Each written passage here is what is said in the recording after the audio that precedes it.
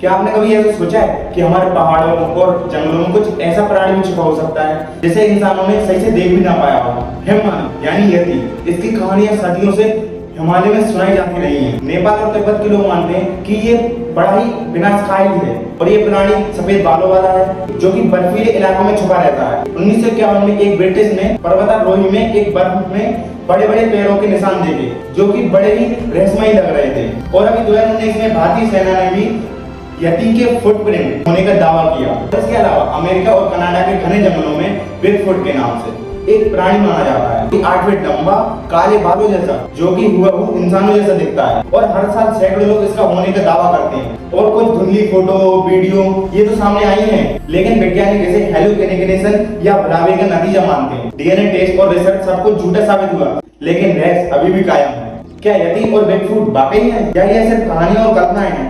Comment जरूर बताएं और सब्सक्राइब करना ना भूलें।